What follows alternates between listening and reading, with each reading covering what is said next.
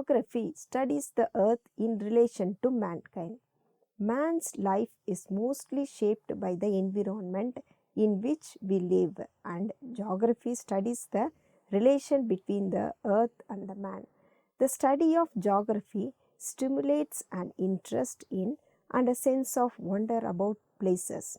It helps young people make sense of a complex and dynamically changing world.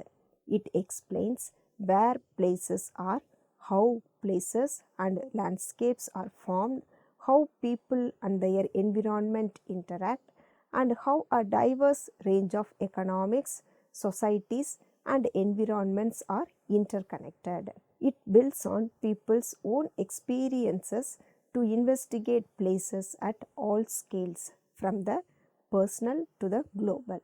The aim of this unit is to mediate the experience and knowledge of teaching geography in a class with visually impaired children. This experience should help other teachers, especially those in regular schools, who encounter visually impaired students integrated in a class.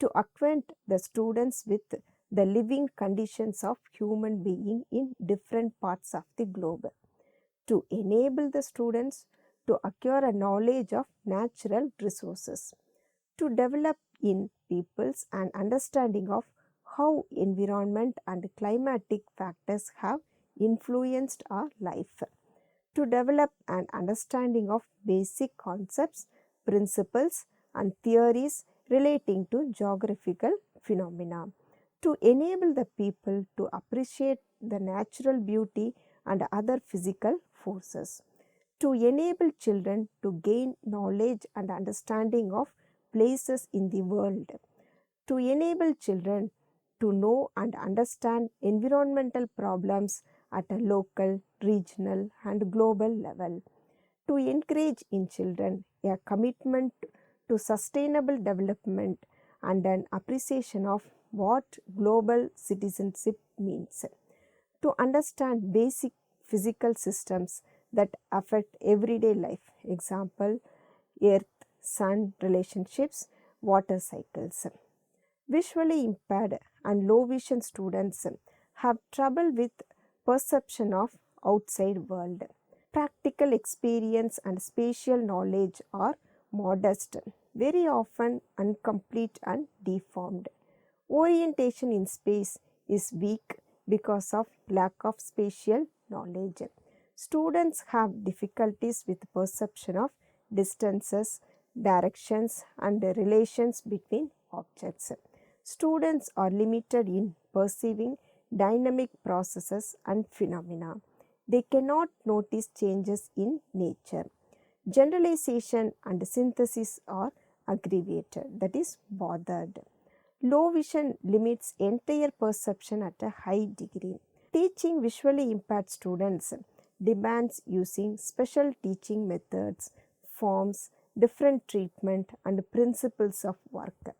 In the foreground, there are motivation, demonstration, dramatization, method of direct observation or tactile perception, individualization, generalization, and orientation. The quality of a lesson, the realization of educational goals and people's knowledge depend on the lesson preparation.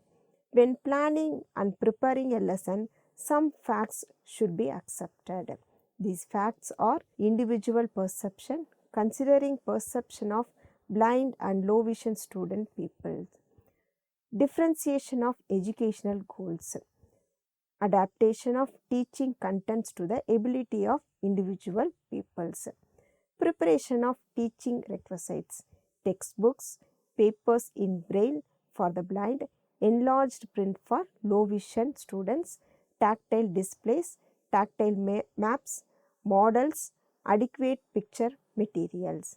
Teaching methods, demonstration, work with text, teaching forms, individualization, selection of special tools like magnifying glass, braille line, individual lighting.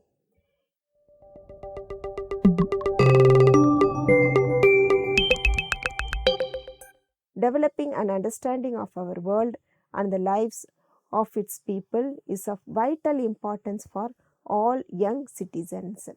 Children with vision impairment may need extra help to fully access the geography subjects. However, with the right support, imagination, and a few extra minutes spent on resources and planning, they can gain just as much and achieve as well as sighted students. Geography offers visually impaired students essential tools for understanding the world they live in and lots of opportunities to develop useful transferable skills. Geography is very important for visually impaired peoples because it gives them the ability to understand and gather information about environment and space. The approach to visually impaired students differs from that to normally sighted people. For the visually impaired, a word see means a special way of perception, that is to accept the world with other senses, smell, touch, hearing. Peoples who lost sight later and still have some visual experience gather spatial knowledge and relations in space much easier than those who have been blind since birth and have no visual experience. How to strive for something which does not exist for blind, for something they cannot imagine or even dream about. A teacher should stimulate interest among the visually impaired children students for things they are not aware of. It is necessary to find, make, or show in some other way the information that will be acceptable for the blind. They can be tactile displays, that is, tactile pictures, graphs adapted to tactile perception, models, and tactile maps. Some colored tactile pads are used for students with very low vision, but they can use vision to see objects and materials.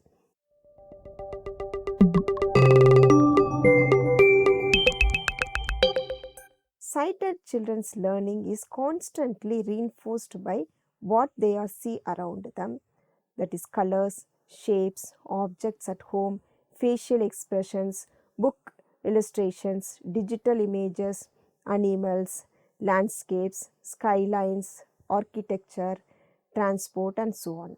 But children with a vision impairment may have greatly reduced opportunities for incidental learning, and hence reinforcement of concepts and knowledge of the world around them is essential. For example, even a passing glance at a cereal packet gives a fully sighted child a wealth of images and information which may not be readily accessible to a child with a visual impairment.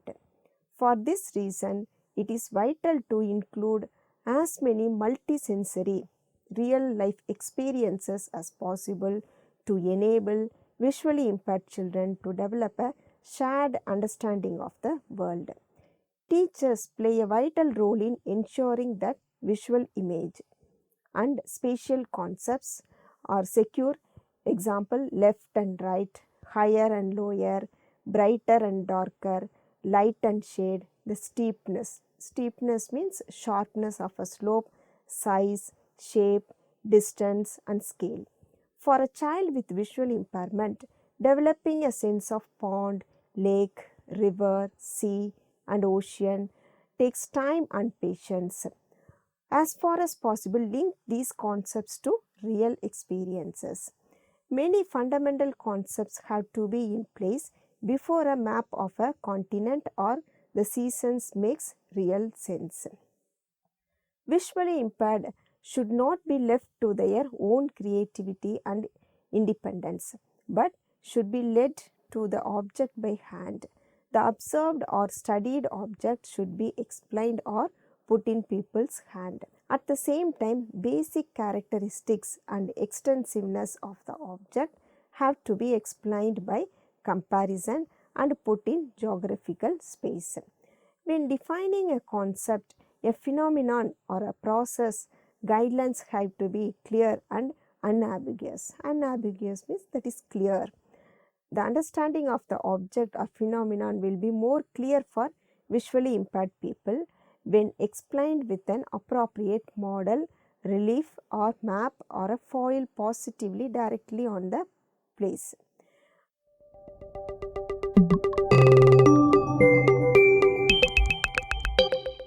In addition to classroom changes, it is often necessary to make adjustments in our teaching style and routine in order to accommodate our visually impaired students. Allow people to have an individual textbooks or handouts. Let them be the first to look at and handle objects. Give clear explanations for geographical terms not in common usage. Encourage people to use their low vision aids. Magnifiers are very useful for map work. Binoculars or monocular can be especially valuable on outings or field trips. Specialist equipment used in other subjects, example, tactile ruler, will also prove valuable in geography. Try to enhance the visual aspects of a lesson.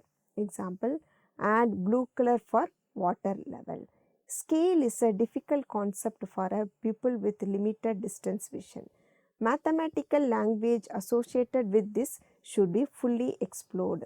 CCTV, that is closed circuit television, it is very useful for looking at materials with fine detail. When using it to enlarge maps and charts, but beware of changes in scales. This is best resolved by enlarging the ruler along with the map. Pupils with visual impairment may need considerable help in understanding differences of place and descriptive features.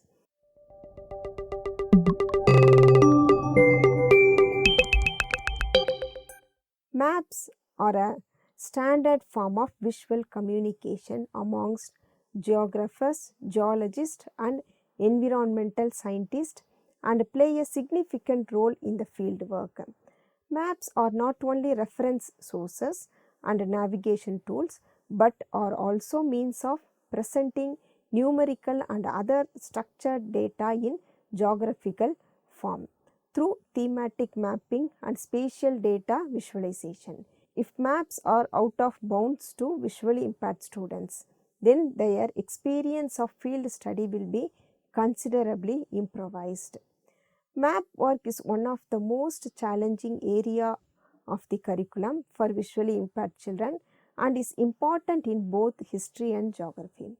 However, an appreciation of basic map work in the form of simple directions and routes is a very valuable skill for children with visual impairment and is a vital for their developing independent orientation and mobility. Visually impaired may find it useful if they are able to look at a map to be used in a lesson before the lesson itself. It may also be helpful if their support teacher or assistant indicates where exactly on a map a pupil should be looking.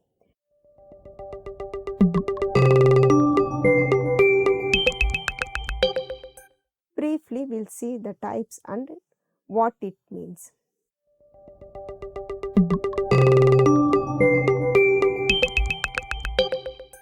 These maps represent the political subdivisions of various regions of the world. Besides focusing on the state and natural boundaries of geographical regions, it also shows locations of cities, both large and small. Political maps are broadly divided into general and specialized maps. The general political maps show the location of countries and regions of national and global importance. Significant water bodies are generally covered in this map. Specialized political maps, as the name suggests, are designed to present specific political events. Example, map of India and its states.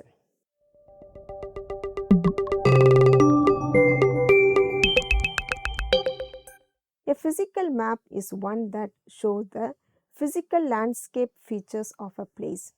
They generally show things like mountains, rivers, and lakes and water is always shown with blue. Mountains and elevation changes are usually shown with different colors and shades to show relief.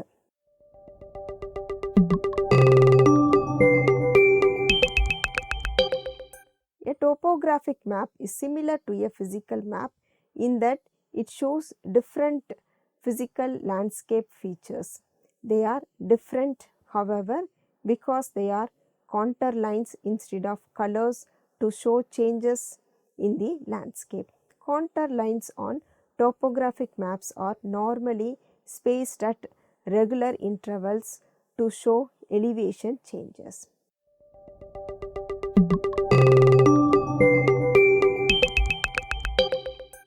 An economic or resource map shows the specific type of economic activity or natural resources present in an area through the use of different symbols or colors depending on what is being shown on the map. Example, an economic activity map for India can use colors to show different agricultural products of given areas.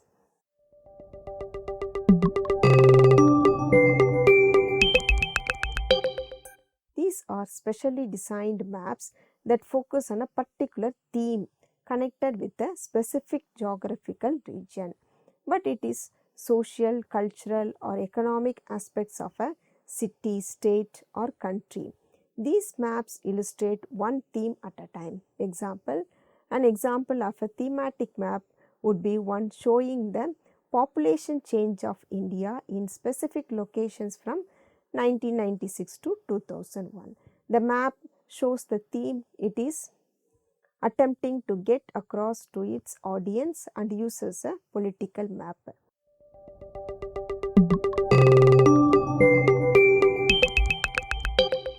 Students who present very significant challenges in reading map include pupils who have limited central vision, students with poor scanning skills, learners with severe nystagmus that makes it difficult to focus and see clear image, students who lack color vision or struggle to perceive contrast, students who use braille.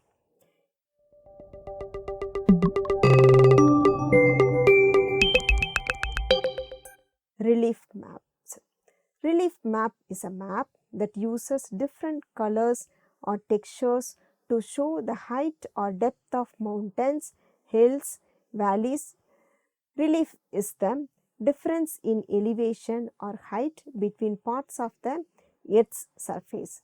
The height of the land in conjunction with the information about the slope and shape is very useful for many people, including surveyors, geologists, real estate developers. There are a number of techniques which have been developed over time to accurately represent relief features on a map. In order to overcome challenges related to orientation and mobility, visually impaired people need to know their environment. Tactile relief maps are generally used for exploring geographic information. These maps have proved to be efficient for the acquisition of spatial knowledge by visually impaired people. Embossed maps. Embossed maps fill an important function for many visually impaired people for both travel and planning geographical knowledge, and there have been several efforts to optimize the construction of such maps. Embossed maps includes the basic elements of geography and spatial relationships to visually impaired students, enabling them to create the idea of maps as visualizations in their memories. Embossed maps can be an excellent source of information for depicting space and environment. By means of this, children can develop their spatial understanding more efficiently than through direct travel experiences supplemented with verbal explanations. It can help children when they are learning to understand environmental, spatial, and directional concepts. Tactile maps. Tactile maps are raised and depressed surfaces as well as a variety of textures to indicate geographic features and boundaries. Tactile maps have had a longer history and are currently widely used. Tactile maps typically use raised line technology to enable blind or visually impaired users to read what a sighted person might see on a conventional printed map. Tactile maps consist of raised lines, shapes, textures, and symbols and are produced using a number of different technologies.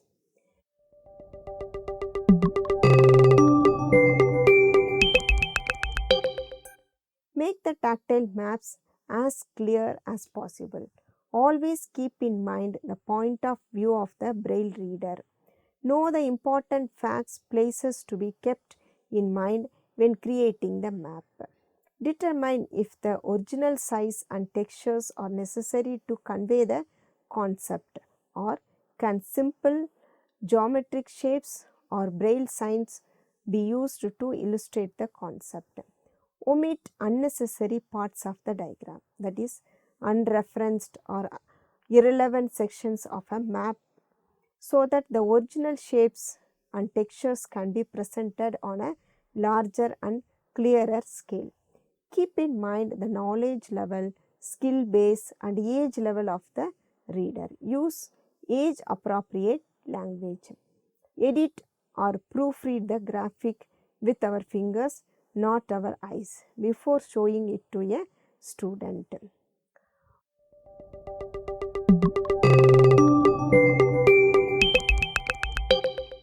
The student who is forming concepts of geography must have maps and globes he or she can see. If print is not appropriate, braille maps and globes should be provided. Keeping the map uncluttered is very important. It may be necessary to provide two maps, each with some of the information instead of one cluttered one. Another useful technique is to provide a very basic braille or large print map. For instance, just the state boundaries, abbreviated state names, and marks for the capitals, and give other information in a key. Begin with simple diagrams to teach skills and basic concepts. Be clear about what is important and prioritize to avoid visual overload. Each diagram may be quite easy, but studying many diagrams will be extremely tiring. Be clear about the time available for production. A simple diagram which works may be far more effective than a beautiful diagram which is too complex. Diagrams take a long time for a student to access. Ensure that the task set is achievable. Trace these features and build the map up from there. Produce a simple sketch map of the whole area to aid orientation, taking out all extraneous details. Provide individual modified enlargements of specific parts of the map depending on the task set. Make a floor plan of the school and a simple map of the student's immediate home neighborhood. Try to provide a selection of map skills sheets plus maps of continents and regions with a little adaptation and explanation. Ways to make various kinds of dots in the map. It includes the Perkins Brailler or the Braille slate and stylus. Pushing with either end of a pen or pencil or with the stylus from a braille slate into paper, that is one pushing with either end of a pen or pencil or with the stylus from a braille slate into paper, that is on a soft surface. Gluing on seats, beads or other objects. Tactually different lines must be used to show different things. Example, country lines, roads, rivers. Otherwise, when lines cross on a tactile map, it will be hard to know which line goes where. Various ways to make lines include any of the above dots in series, a tracing wheel or wheels, steady or interrupted. Graph paper with raised lines or bold lines can be used for practice with latitude and longitude. A photocopier with enlarging capacities may produce a suitable map for a large print user. At low vision people's time of observation is longer because their eye needs more time to adapt to impulses from the environment. So, the exercises and experience can be helpful to improve perception of objects and colors.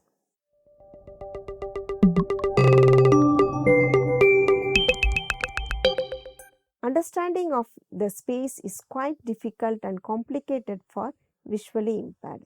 There are several hindrances for them which sighted people even do not notice. Special requisites and knowledge are necessary for more or less successful recognizing and defeating of problems. Geography is of great importance for the entire personal development of visually impaired and for low vision students. The knowledge and practical experience which students gain during lessons allow for a better understanding and recognizing of the home environments and the world. That makes the blind richer. In this way, visually impaired people understand the world as well as sighted peoples.